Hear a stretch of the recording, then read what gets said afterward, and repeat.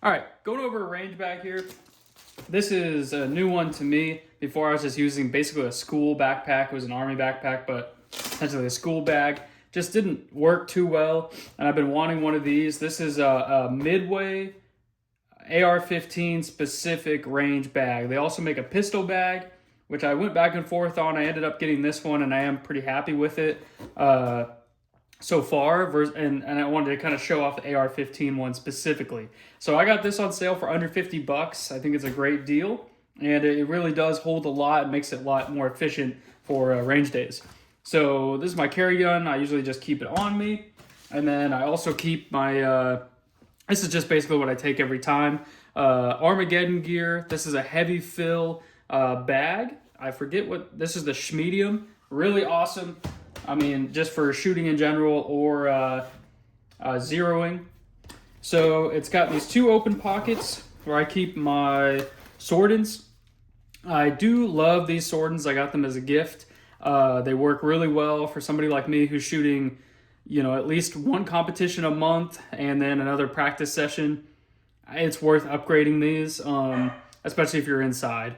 So they do work well, but if you're only shooting a couple times here and there, the cheaper ones do work, but your ears, they don't last. And this pocket here is kind of a catch-all. So I've got my 9mm speed loader. This I 3D printed. It's just a little thing that allows you to get your pasties out for pasting targets. Completely unnecessary. You can also just use basic tape. I'm just extra with it. Here I've got some liquid sports chalk. I don't know if I recommend this one or not. I got it from Walmart and it works, I guess. The pack timer. Pack timer works great. There's a bunch of other ones for the price. It's hard to beat this. I don't love the spring retention here. It's kind of loosened up over time. That may be my fault, but it doesn't really stay very well. But the timer works and I don't want to buy a new one.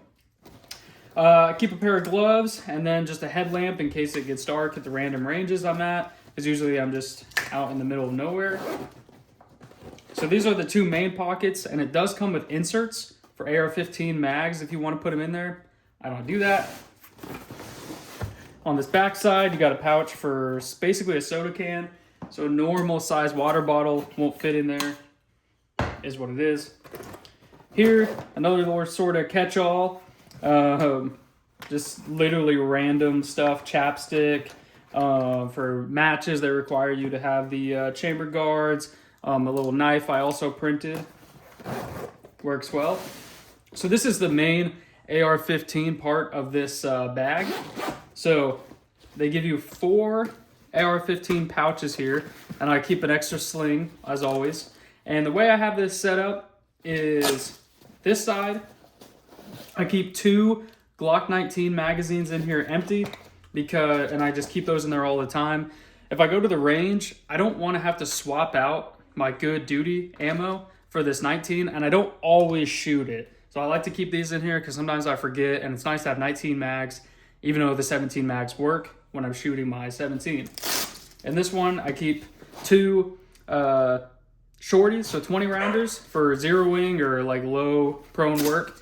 And then these are my main range magazines. So I keep 4 of them in here, and I have T for training. So every time I go to the range, I'm using the same 4 magazines, and they're not all random.